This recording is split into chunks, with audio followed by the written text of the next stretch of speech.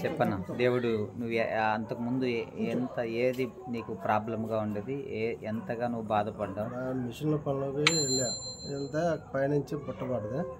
బుట్టపడ్డ కాడి నుంచి బాగా బాగా నొప్పి అయిపోయింది. బీపీ మామూలుగా 200, 206 అట్లా వస్తుంది. దానివల్ల బాధ ఎక్కువ అయిపోయింది. అందుకని ఇంకా మీ ప్రార్థన కాడికి వచ్చే కాడి నుంచి నాకు నయం అయిపోయింది. దేవుడు కృపతోటి నయం అయిపోయింది. సంతోషం.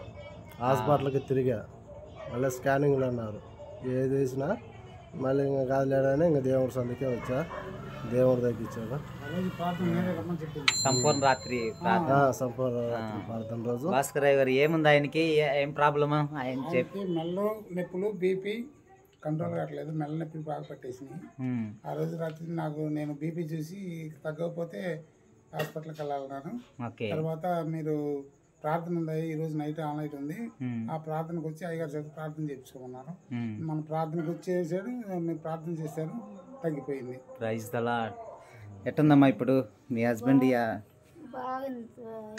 Praise the lord. బాధపడ్డా, డబ్బులు కూడా లేవు చేతులు, ఆయనకి ఎట్లా ఉంది మరి, రూపాయలు లేక ఇప్పటికే 8,000 దాకా పెట్టుకున్నాం.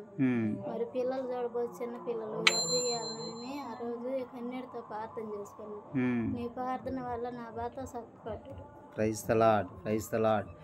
సంపూర్ణ రాత్రి ప్రార్థన ఎంత గొప్ప కార్యాలు జరిగిస్తుందో తెలుసా అండి. చాలా హాస్పిటల్లో నయం కానీ రోగాలన్నీ నా యేసయ్య స్వస్థపరుస్తున్నాడు. సంపూర్ణ రాత్రి ప్రార్థన వల్ల అనేక మంది మేలులు, స్వస్థతలు అనుభవిస్తున్నారు. మీరు కూడా అనుభవించడానికి రండి.